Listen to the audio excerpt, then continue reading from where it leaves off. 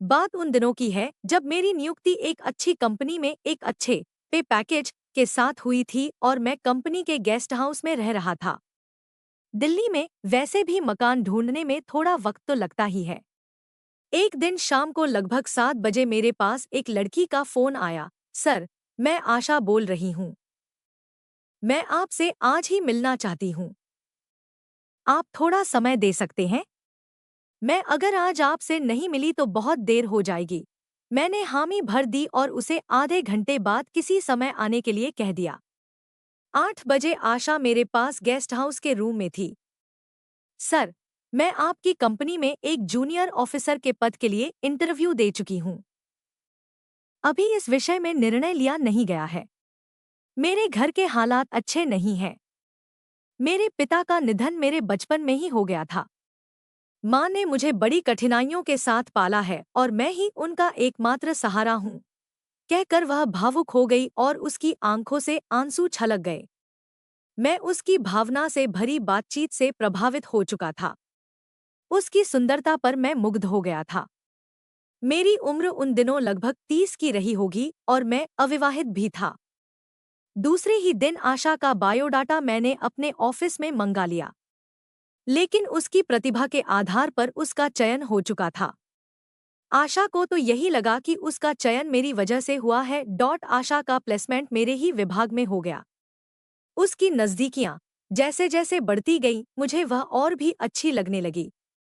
अब तो वह बगैर किसी पूर्व सूचना के साधिकार गेस्ट हाउस में मेरे कमरे में आने लगी थी। कभी चाय पर तो कभी डिनर पर।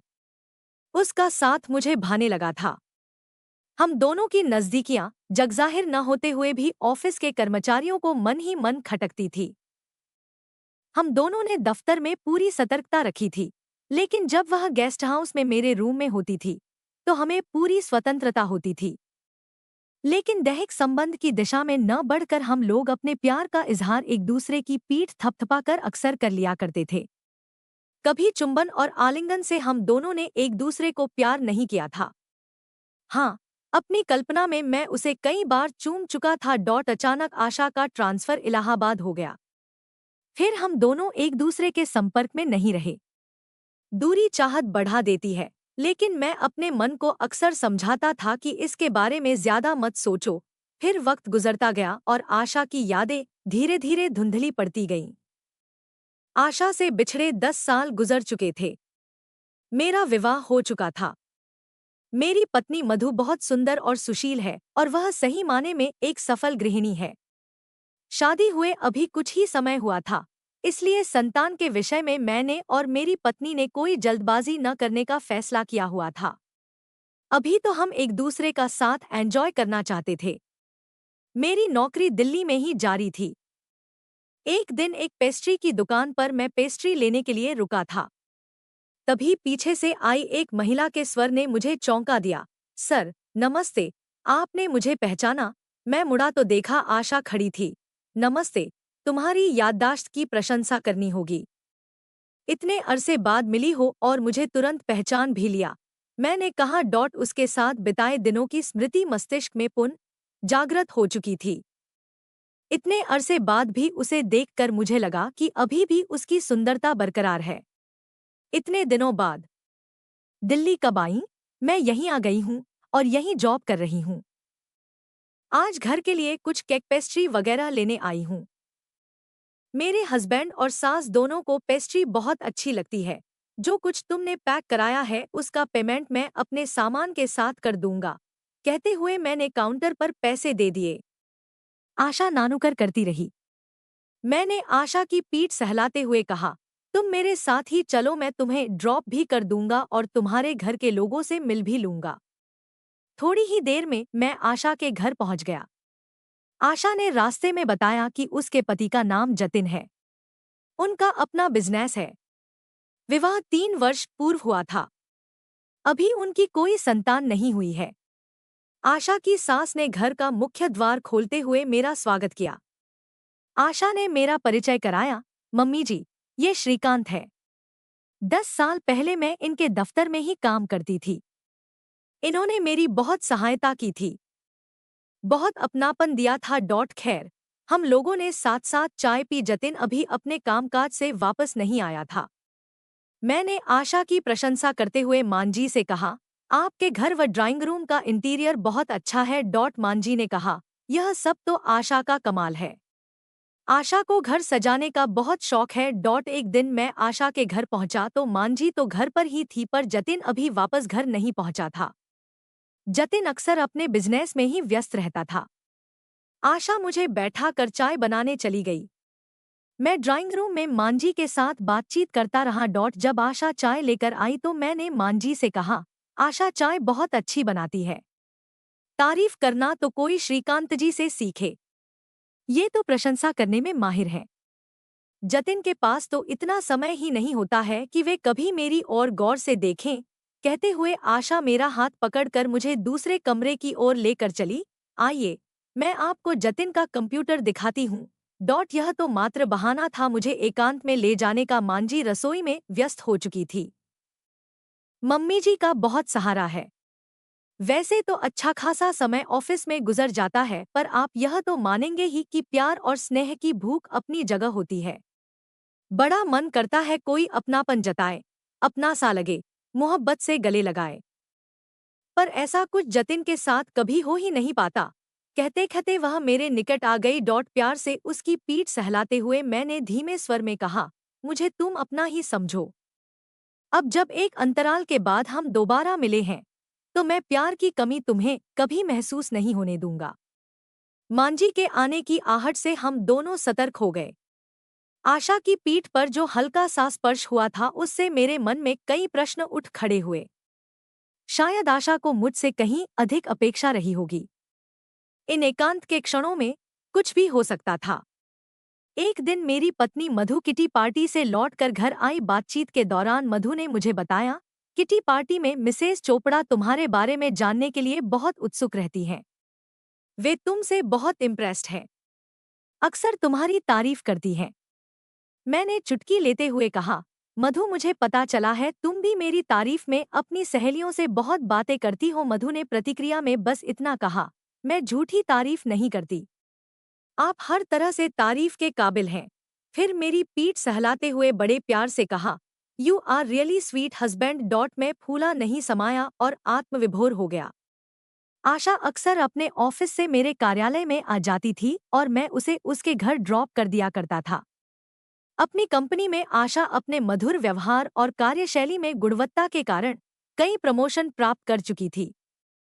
उसे उसके दफ्तर में सभी बहुत पसंद करते थे। एक दिन जब वह कार में मेरे साथ अपने घर की ओर जा रही थी तो मैं उसके मांसल शरीर पर मुग्ध हो उठा। मेरे मन में बिताए दिनों की नज़दीकियां तरोताज़ा हो उठीं। तब मन में ख्याल आता था कि काश आशा के साथ मेरी नज़दीकी कुछ इस तरह बन सके कि मज़ा आ जाए। पर अक्सर मुझे अपने इस विचार पर हंसी आती थी। आशा जैसी लड़की का निकट होना एक संयोग की ही बात थी। कार में आशा को मेरा एक्टक उसे देखना अच्छा भी लगता था, लेकिन मेरी नैतिकता इस वासना की चिंगारी को ठंडा कर देती थी। जब आशा खिलखिला कर हंसती थी तो मुझे बहुत अच्छी लगती थी। आशा के मन में मेरे लिए प्रेम पनप रहा है, ऐसा मैंने अक्सर महसूस किया था। एक बार उसके घर गया तो उसके पति जतिन से मुलाकात हुई। वह एक सभ्य और सुलझा हुआ इंसान था। मैं आशा के घर जाता रहता था। वह कभी कभी बच्चों जैसी मासूमियत के साथ हट करके मुझसे किसी चीज की मांग कर बैठती थी तो जतिन उसे समझाता था। उत्तर में वह कहती थी, तुम हम दोनों के बीच में मत पड़ो जतिन, मैं सर से जो चाहती हूँ साधिकार लूंगी। ये उम्र में हमसे बड़े हैं और इनसे हम लोग कुछ भी ले सकते हैं।